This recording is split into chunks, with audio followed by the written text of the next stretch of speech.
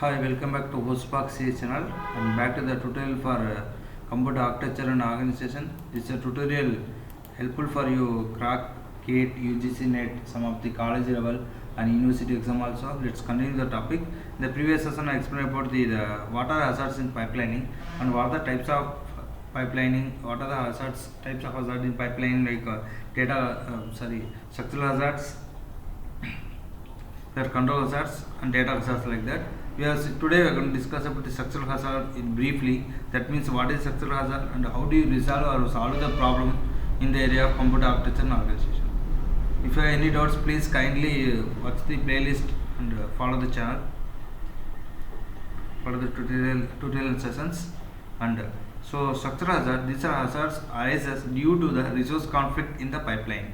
There are several definitions available. I am giving the short definition here. That is, a resource conflict is a situation when more than one instruction tries to access the same resource the same cycle.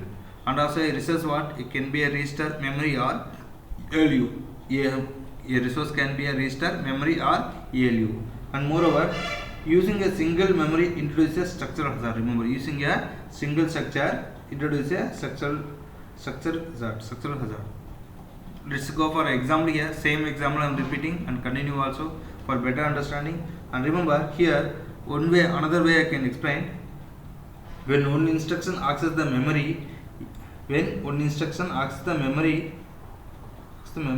memory access and other instruction is being fetched. I am again repeating. When one instruction accesses the memory in memory access and other instruction is being fetched.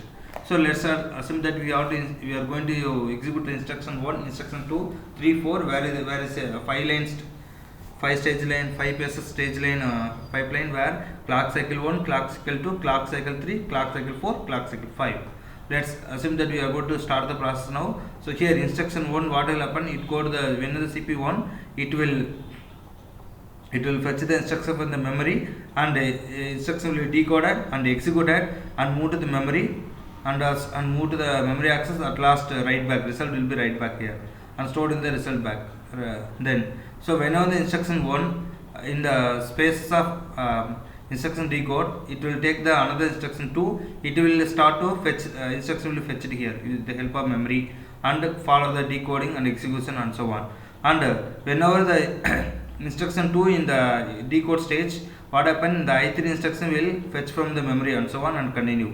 And whenever now the conflict arises whenever the instruction 3 in instruction decode stage, what happen, the I4 will try to access the memory. Here remember, when we already know the instruction memory all are stored in the memory only and need the support of memory. So remember, so whenever the I1 in the memory access stage, here what happen, the instruction also fetched from the memory. So both are at a time try to use the same resources, so it will create a conflict now. Now how to resolve? So this conflict is very complicated because we are using only single memory here. Single memory sharing both means very difficult. Now how do you resolve it? So if you want to resolve the value means what you can do means either you can make pipeline stall, delay the pipeline, or else you can use a renaming mechanism. So our first option is what we can add more hardware, that means install the more memory and solve it. Now here remember, here both the instructions cannot be proceed together and one of them need to be stalled till the other is done with the memory access part. So delay the pipeline is the way to resolve or solve the problem of structural hazards.